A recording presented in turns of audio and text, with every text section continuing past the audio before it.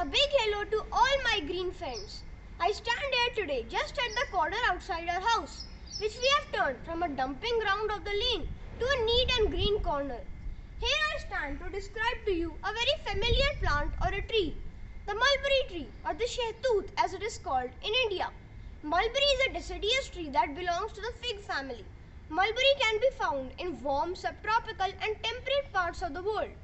The best known and most commonly cultivated species are red, black and white mulberry.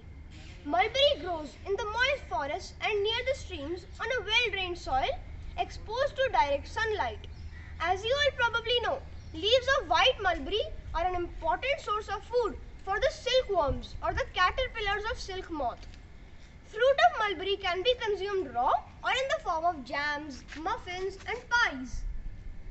Fruit of mulberry is a rich source of vitamins C, A, E and K as well as minerals such as potassium, iron and magnesium.